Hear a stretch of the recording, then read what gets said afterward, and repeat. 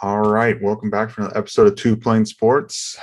Good morning on this Monday morning, another Monday, but we got another recruiting video coming your way.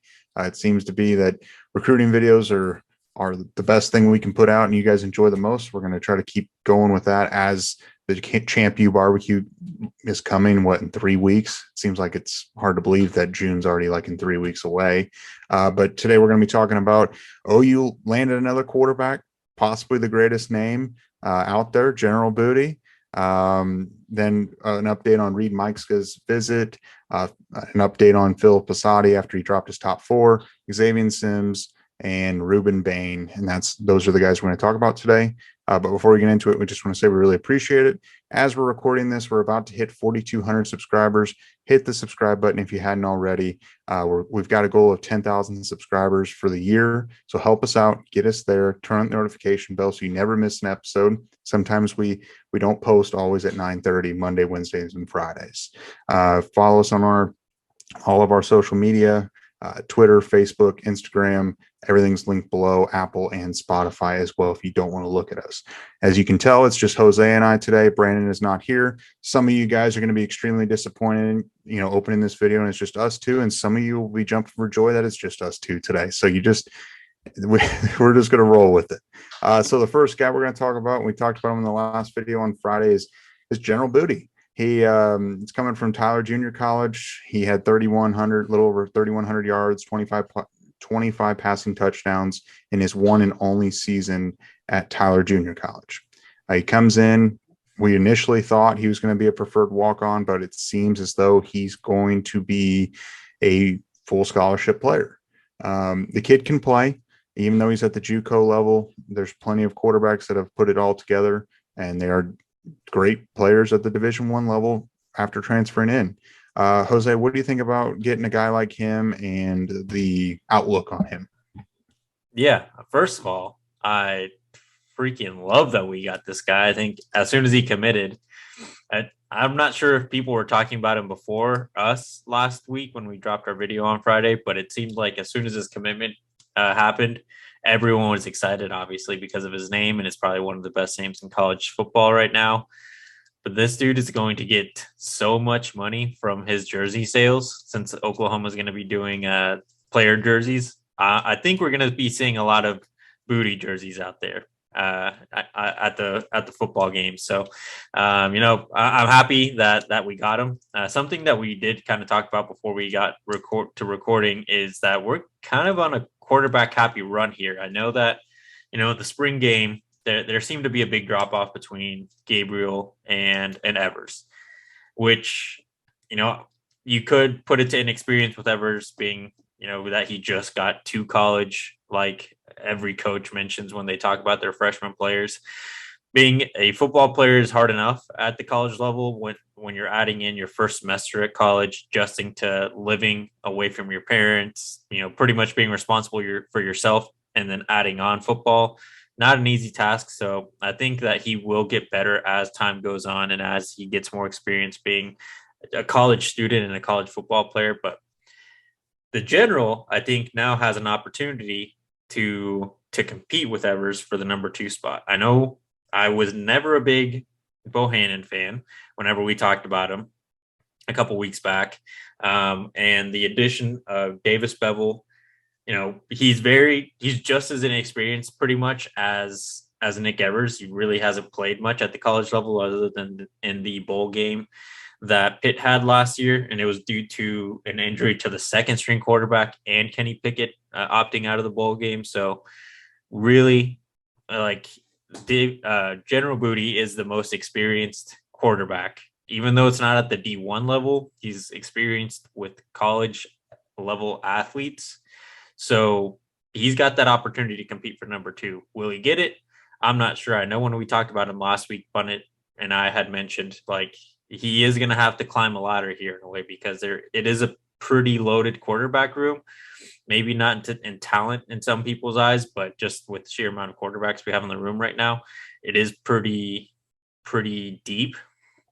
So definitely not going to be an easy task for him, but he's got an opportunity, and he still has 3 years of eligibility left. So I mean, again, it's taking a risk just like Davis did, because if Dylan Gabriel doesn't have an amazing season this year and he doesn't want to go to the league, I mean, these guys may be transfer portal casualties next offseason.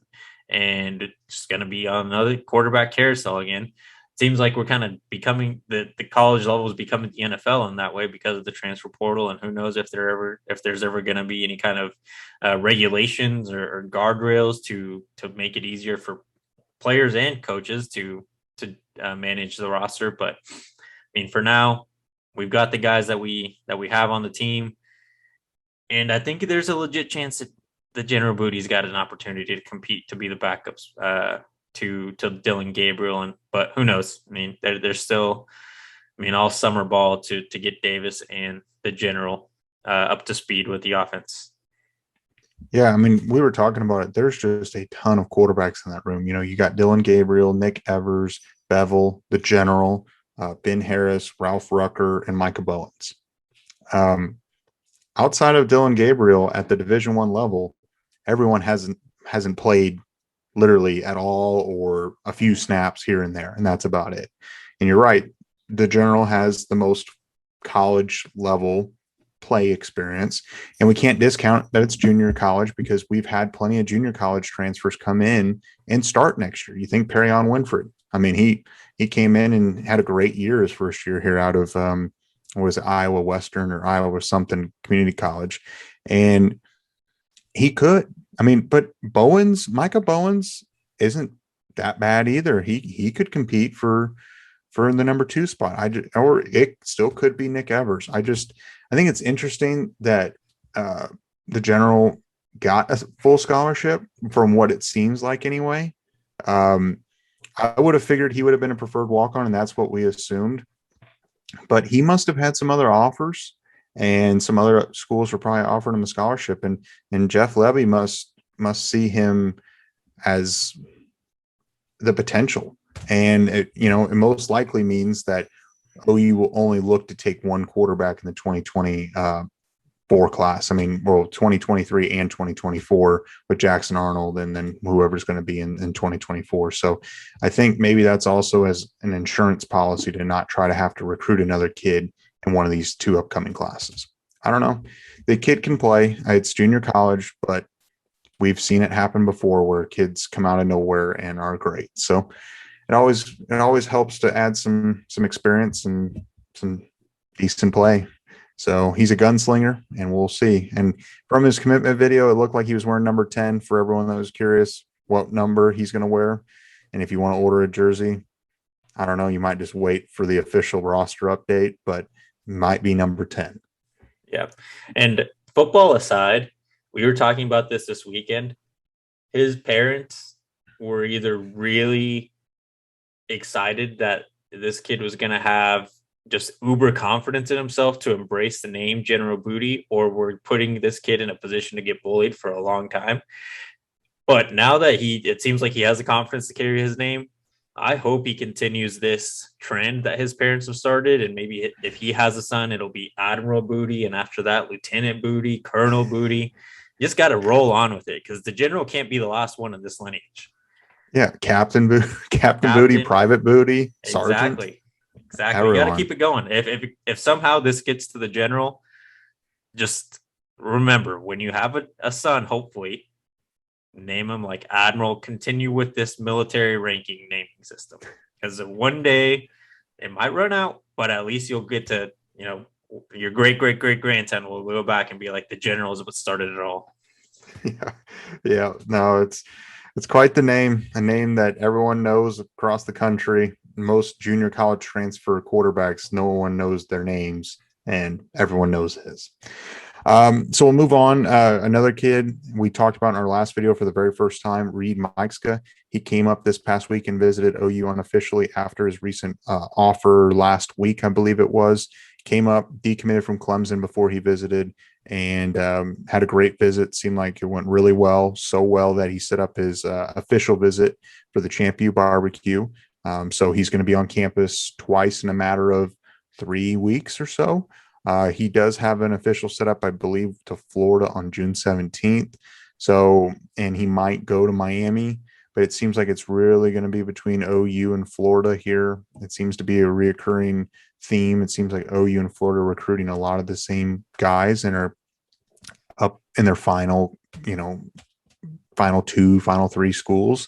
Reed Mike says he's a 3-star, but he has the most offers for a tight end in the 2023 class. He's 6'6", 230. We talked about him a lot out of Cypress, Texas. What do you think, Jose? Yeah, Reed is, I think to me, he would be the most exciting person to get a commitment from the players we've talked about in like the last 4 or 5 videos on recruiting that we've done, just because of the versatility he has as a tight end. Coming out of high school, he already looks pretty ready to be like a legit number 1 tight end. And I know the tight end, depending on the school, is either not used at all or very minimally used. And Big Ten tight ends are usually, the ones that really succeed in the NFL outside of Mark Andrews, because that guy's having a really good NFL career so far. But Reed can block already. And I know that's something that's usually you're either a blocking tight end or you're a receiver, coming out of high school, because not like we're seeing now, right? With the tight end situation we have Caden Helms, who coming out of high school, he was a really, really good receiver, practically played receiver in high school. He's just big enough that he was a tight end position wise. And then we've got who the transfer out of Mizzou. I can't remember his name right now. Daniel Parker. Daniel Parker. Yeah. He prides himself on being a blocking tight end, which is fine. But Reed is both of those guys combined with the ability he has. I think he's pretty low ranked because I think we mentioned it last time. The offense that he's run that they run in at his high school don't really seem to favor him very much. But when he gets the ball, he makes a play. So hopefully the official visit goes well and he just never goes to visit Coach Billy Napier. But it seems like Florida, like you said, is the other school that's competing with Oklahoma for this guy's commitment. So, we probably won't hear anything hard like a legit verbal commitment until probably end of June, right, from this guy. But the first step was just getting him decommitted from Clemson, which has happened. So now Oklahoma just has to get the commitment to make sure that he signs that letter later in the year. Yeah, it makes you wonder because he committed to Clemson in like mid-April and then a month later decommits from Clemson. And then it seems like there's no interest in Clemson anymore. I don't know if Clemson runs the whole deal. If you decommit, we're kind of done with you. It seems like a lot of times kids will make their decision really quick and they'll be like, wait a minute, I'm going to reevaluate, but I'm going to keep the school that I was committed to way up there. It seems like they have totally fallen off. I don't know if something happened or maybe Dabo Swinney just said, well, you committed to us, you're leaving, you're on your own. So I don't know. I wonder if there was something that happened or maybe that Clemson's going after another tight end that they like better. I'm not sure. Do you have any final thoughts before we move on to the next guy? Yeah, you don't really see many kids decommit from Clemson. So I think you're probably right.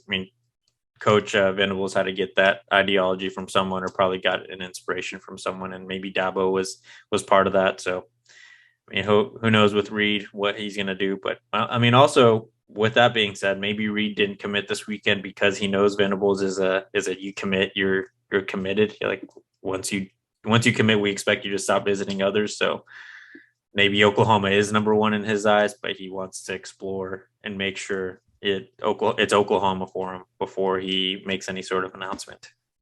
Yeah. And, he made the commitment to Clemson before OU even offered. Obviously, it seems like OU is way up on his list and probably was a fan growing up, if I were to guess. So the next guy, we talked about this guy as well on the video from Friday, but just kind of a update and a recap is Phil Posadi. He announced his top 4 of OU, Michigan, Nebraska, and Auburn. For anyone that doesn't know, he's a 6'3", 225-pound linebacker from Berkasey, Pennsylvania. He's a 3-star now. But I believe, I feel like we've talked about him a few times. I thought he was a 4-star at one point, but he might have slid a little bit in 247's eyes, which I have a hard time agreeing with. But regardless, it doesn't matter. He's planning to officially attend the Champion Barbecue on June 3rd. I believe that'll be his 4th visit to Oklahoma. And then the following week, it'll be in Nebraska. and then a midweek visit in Michigan, and then the 24th will be at Auburn, and that'll finish up his officials. I'd imagine we will see a commitment before the football season, his high school football season starts. Just looking at his top four, I will say that we thought Penn State was in the lead, and I think they were for a while. I mean, he's from Pennsylvania. Penn State is known for their linebackers and their middle linebackers. It just seemed like they fell off, and we just didn't see it. And I think Nebraska is there because their NIL is going crazy, kind of like Texas A&M, and that's kind of the revival of what they're trying to do with Nebraska. Because otherwise, I don't feel like Nebraska is not going to recruit a bunch of kids unless you have a bunch of money to go play in the middle of the country. And then Michigan, they put out some good linebackers, and Auburn, I was a little, I don't know. I wasn't expecting Auburn. What do you think? Yeah, we definitely we missed something there with Penn State, but like you said, it definitely seemed like Penn State was in the lead, and I mean rightfully so that they would have had a lead on a linebacker at some point in time in the players' recruitment, because they are known for their linebackers and how they develop them. But yeah, I mean it's definitely I think a surprising overall top four. Like you said, Nebraska to us, from what we had been keeping up with his recruitment, seemed to come out of nowhere to be on the top four list. But the like you said, NIL, it's helping a lot of schools get further in recruitments to some players. And like we've said multiple times, we never know what the player prioritizes, what the NIL deals that they're being offered are. So there's definitely all of that in play. But I think Oklahoma's got is in good position for this player. The linebacker position with Venables, it's hard to say no to a guy that's developed just as much and just as talented players as the coaches at Penn State have at the linebacker position. So I think once he visits for his, because you mentioned he has an official coming up, right? Is he coming for the Champion barbecue? Yeah. So I think after that, again, it might just be a waiting game, but even Venables said like once June and maybe July come, that's when we're going to start seeing a lot more commits. And at the end of the day, it's probably just because that's when all these kids have the most time to visit these schools and really make a decision. Because I'm sure a lot of them already have like okay, this is my school to beat. This is the one I really want to go to. But maybe there's more coaches out there than Venables and Dabo that are like, once you commit, we expect you to be fully committed to our university and not be flirting with other places. Once we have an understanding that you'll be attending our school. Yeah, and really what OU has done, and I believe he visited twice with Lincoln Riley, and then he's been back by since Venables has taken over. I believe it's his fourth visit, but OU with the new staff has made him an absolute priority. And I think that's what's really winning out right now. I feel like OU leads, especially not seeing Penn State on that list. Looks like proximity is not an issue for him, with Michigan being the closest state, and it's still not like just right down the road for him. So I don't feel like distance is a factor for him. I think it's the development and maybe a little bit of the NIL, but I feel like OU leads. Who wouldn't want to go play for Brent Venables if you're a linebacker? So something we'll watch, and I believe we'll see before the football season, we'll see a commitment to the Sooners, hopefully late July, probably, if I were to guess. So we'll move on to another guy, Xdavian Sims. We've talked about him a couple times, 6'3", 250-pound defensive lineman, originally from Denison, Texas. Now Durant, some people call it Durant, to Oklahoma. He's 2024 four-star defensive lineman, number 79 overall, and number 8 defensive lineman in the class. Like I said, he was originally at Denison High School. And really what has happened is he was attending Denison High School. His family moved to Sherman, Texas, which if anyone's from Texas, which I'm sure a lot of people are that watch it or familiar with the area, Denison and Sherman are pretty close. His family moved from Denison to Sherman, so he wanted to transfer there as well, obviously going with his family. And the Denison coaches basically blocked him transferring to Sherman, and it took it all the way up to like the UIL, which is basically the governing body of Texas high school sports, and they agreed with Denison, and his transfer was blocked. So he had the option of either going back to Denison or go to Durant, Oklahoma, and he chose to go to Durant, which we looked it up. It's only about a half-hour drive, so I'm sure he's just going to commute. It's just up 35. I don't blame him for not going back to Denison after those same coaches blocked you from going where you wanted to go. Granted, they made it look like that he was transferring for athletic purposes, but if your family moves and they were going to move regardless, with or without you, with or without you able to play for the school, I just feel like, I mean, it's kind of ridiculous, honestly, to not let the kid go play. But getting him and Durant, it's a little closer to Norman. It's not that much. It's not that far away, but it's a little closer. Adds a great player for the 2024 class in the state of Oklahoma. What do you think? Yeah, interesting situation he's had to deal with already, only being a high school player. And when we were talking about it before, it's interesting, like you said, that a coach would block a player's transfer at the high school level if his family is moving. It's not like an IMG academy where these guys are making an effort to go play and move out of state, to essentially transferring for athletic purposes. But from what we understand about this kid's situation, his family moved.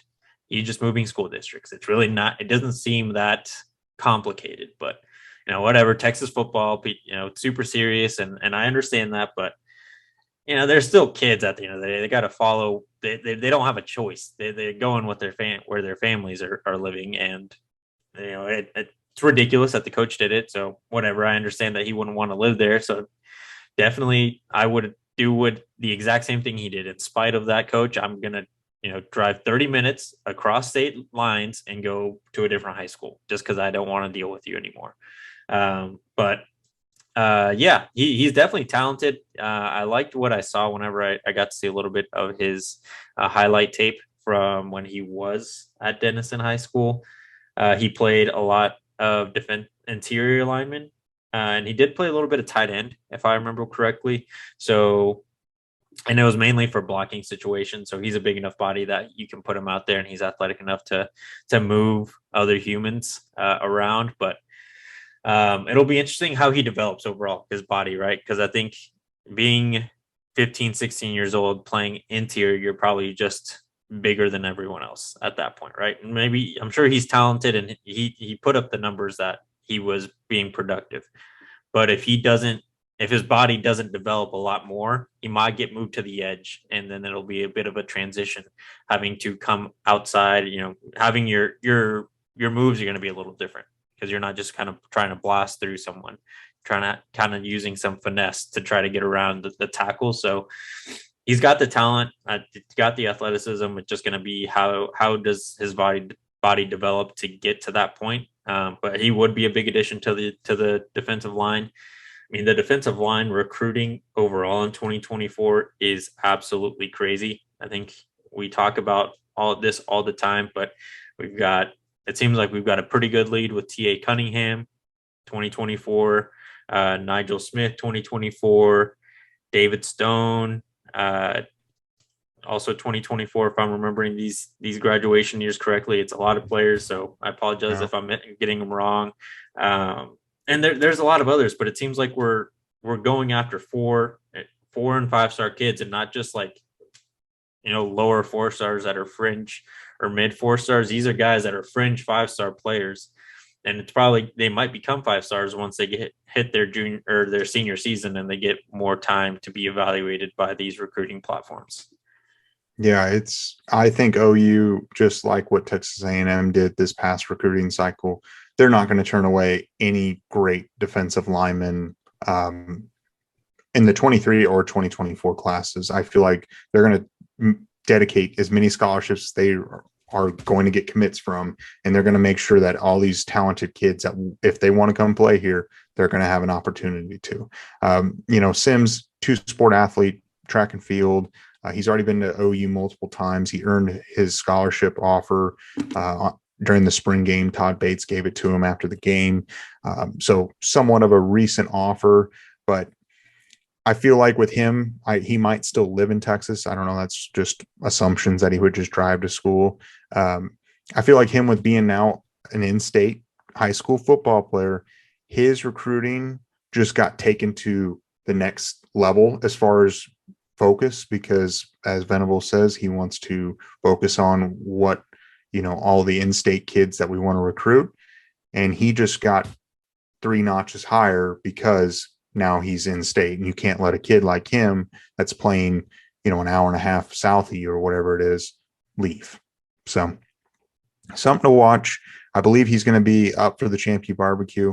Not a far drive. It'd be good to get him up there.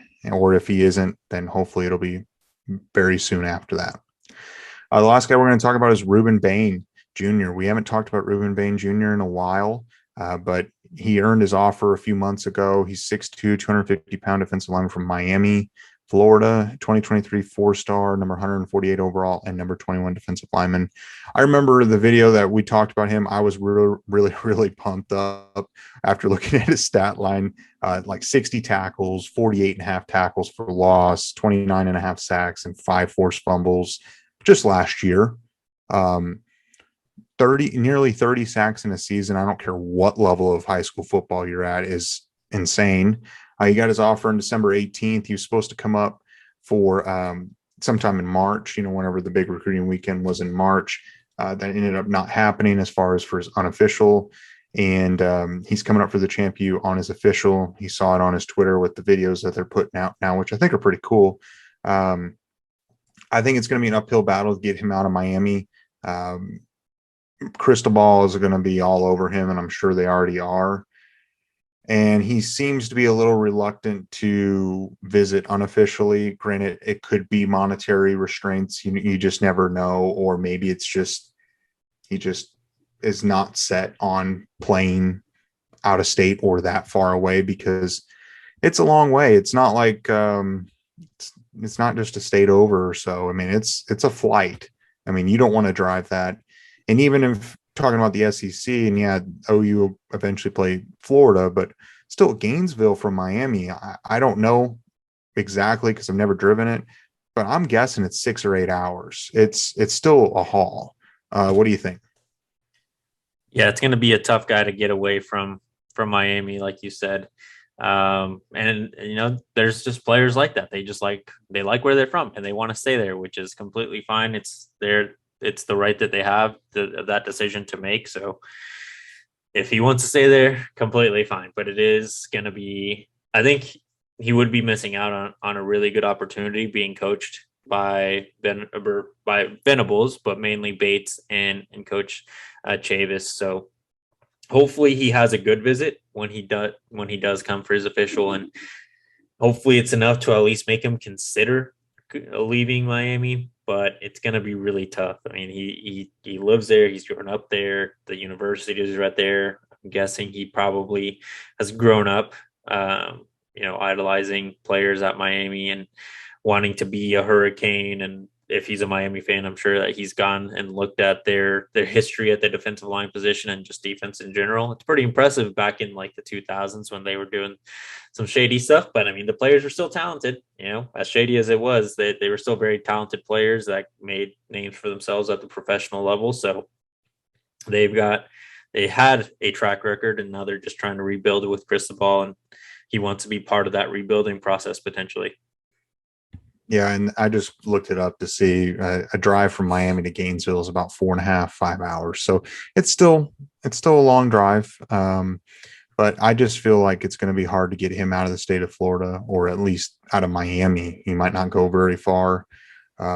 You talk about these kids that are way far away, and granted, you can get them one official, but a lot of times it's hard to get a commit from a kid that only goes and visits a campus once.